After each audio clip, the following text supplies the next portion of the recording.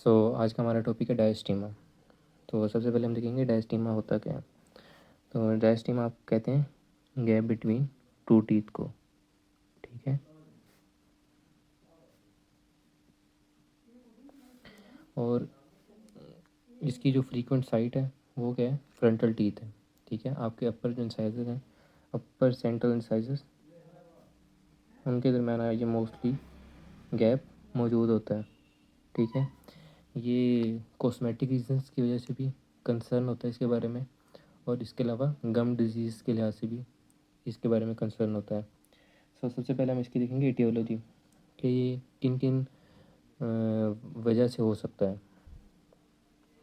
तो एटियोलॉजी में सबसे पहले आता है आपका कि लेबियल फ्रेनम, अगर उसकी अटैचमेंट में इशू है तो उसकी वजह से भी ये आपका जो डायस्टीमा वो प्रोड्यूस हो सकता है, ठीक है। फिर मिसिंग टीथ है, सबसे पहले आपका आता है लेबियल फ्रेनम, उसकी वजह से भी आ सकता है। और आपका किसकी वजह से आ सकता है, मिसिंग टीथ, माल फॉर्म टीथ, ठीक है। मतलब कोई दांत ऐसा है जिसकी शेप चेंज हो गया या साइज़ चेंज हो गया, तो उसकी वजह से जो उसके साथ वाला टूथ होगा उसके दरमियान गैप आ जाएगा, ठीक है। और वो एक डायस्टीमा की फॉर्म हो जाएगी, ठीक है। फिर आपका बोल्ट ऑन डिस्क्रिपेंसी की वजह से भी आ सकता है। बोल्ट ऑन डिस्क्रिपेंसी बेसिकली होती क्या है कि जो आपका इंट्रा आर्च रिलेशनशिप होता है टूथ साइज़ के साथ वो चेंज हो जाता है। किसी आपका मिसाल के तौर पे टूथ साइज़ छोटा है और जो इंट्रा जो डिस्टेंस है वो ज़्यादा है, तो स्पेस रह जाएगी, तो उसकी वजह से एक डायस्टीमा प्रोड्यूस हो जाएगा टीथ के दरमियान में, ठीक है। इसकी वजह से भी हो सकता है सुपरानुमरी टीथ की वजह से भी हो सकता है, सुपरानुमरी टीथ। और आपका किसकी वजह से हो सकता है, हेरिडिटी, जेनेटिकली आप में वो जो गैप है आपके टूथ के दरमियान में वो मौजूद हो सकता है। इसके अलावा कुछ हैबिट्स हैं, टंग थ्रस्टिंग और थंब सकिंग, ठीक है। और इन हैबिट्स की वजह से भी आपके अंदर डायस्टीमा की प्रॉब्लम आ सकती है। देन जो आपके ट्रीटमेंट हैं वो कौन कौन से ट्रीटमेंट मेथड्स इनको ट्रीट किया जा सकता है। तो इसको आप सर्जिकली भी ट्रीट कर सकते हैं, ठीक है। सर्जिकली भी ट्रीट कर सकते हैं, पेरिडोंटली भी आप इसको ट्रीट कर सकते हैं, और आप इसको ऑर्थोडोंटिकली भी ट्रीट कर सकते हैं, ठीक है। और फिर हम इसको ट्रीटमेंट किस तरह कर सकते हैं, प्रोस्थेटिक के ज़रिए भी इसको ट्रीट कर सकते हैं, ठीक है। बट जब तक हमें इनकी कॉज नहीं पता होगी तो हम इनको ट्रीट नहीं कर सकते हैं, ठीक है। तो सबसे पहले हमें इसकी कॉज पता होनी चाहिए, ठीक है। फिर वो कहता है कि जो ये मेथड हैं, ट्रीटमेंट मेथड, सर्जिकल है, पेरिडोंटल है, ऑर्थोडोंटिक है या प्रोस्थेटिक है, इनसे परमानेंट क्लोजर नहीं होता है, इनके रिलैप्स के चांसेस होते हैं। तो हमें कोई ऐसा अल्टरनेट मेथड चाहिए होता है जो रिलैप्स ना करे, ठीक है, जो कि एक परमानेंट क्लोजर दे डायस्टीमा को, ठीक है। उसमें हम क्या करते हैं, हम कंपोजिट को ऐड करते हैं उनकी प्रोक्सिमल साइड्स पे, जिन टूथ के दरमियान में डायस्टीमा प्रोड्यूस होता है।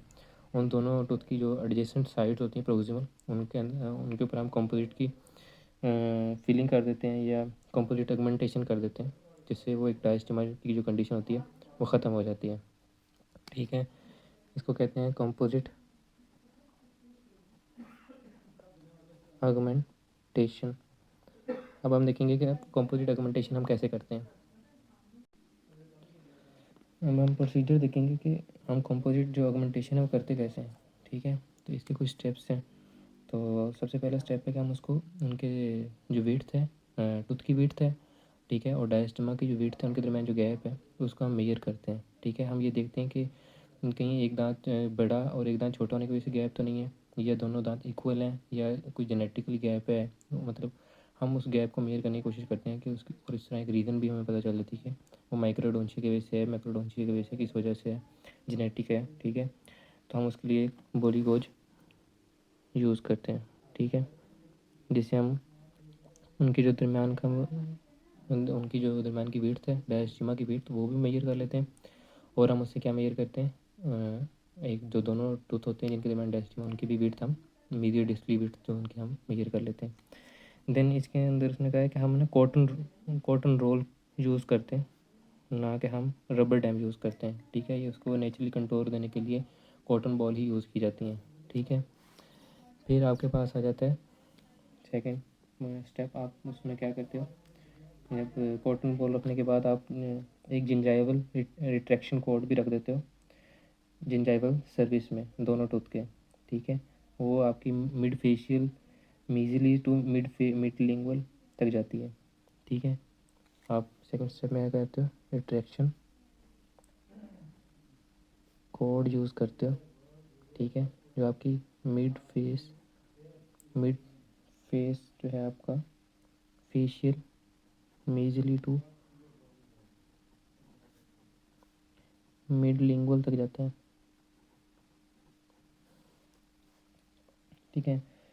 और फिर आप क्या करते हो, फिर आप एक flame shape diamond instrument use करते हो, ठीक है।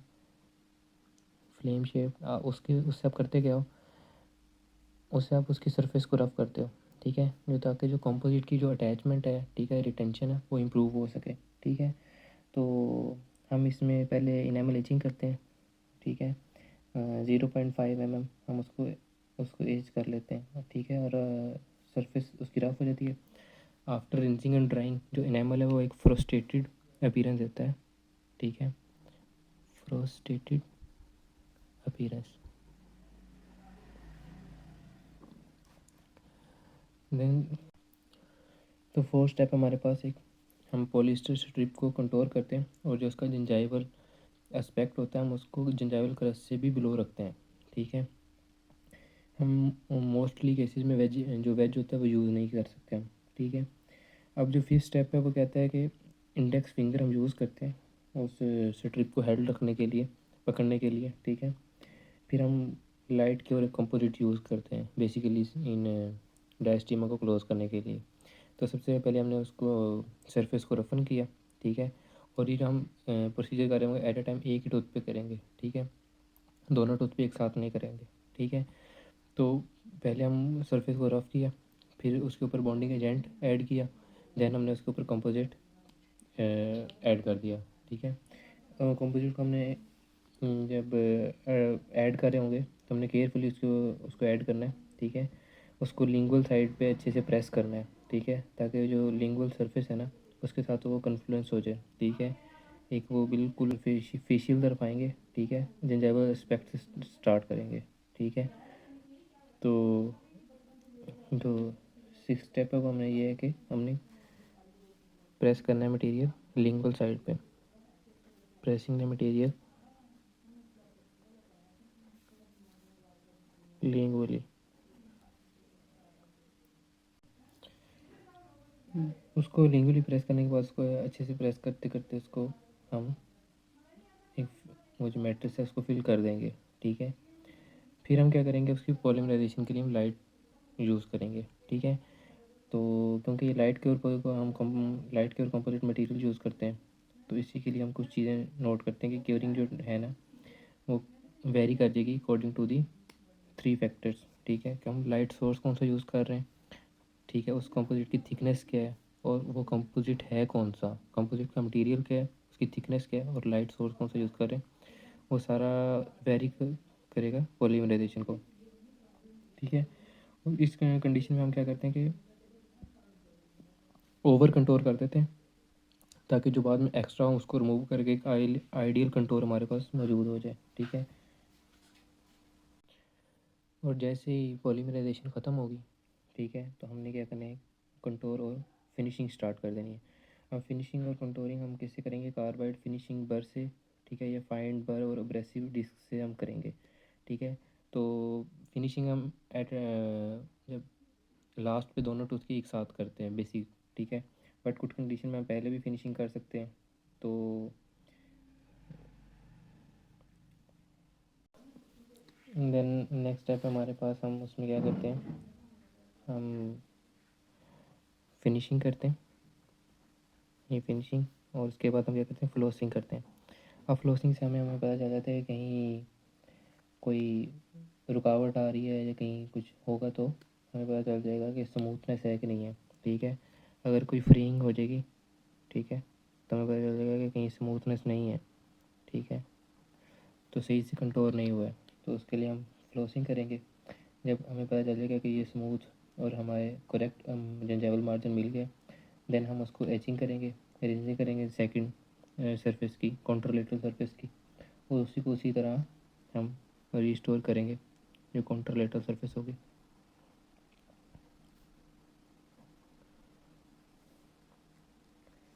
उसके बाद हम क्या करेंगे कि कार्बाइड बार और फिनिशिंग से ट्रिप लेंगे, वही जो हमने पहले कहा कि फिनिशिंग करेंगे, ठीक है। और फिनिशिंग के बाद हम किससे करेंगे?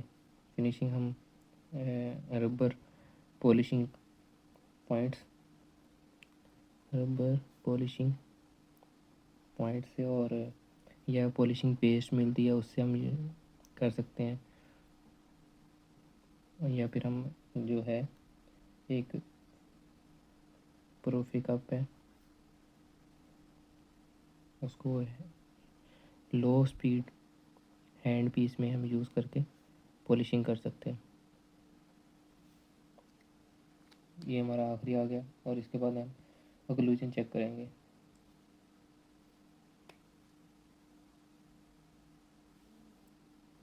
पॉलिशिंग से पहले हम क्या करेंगे? ओक्लूजन चेक करेंगे,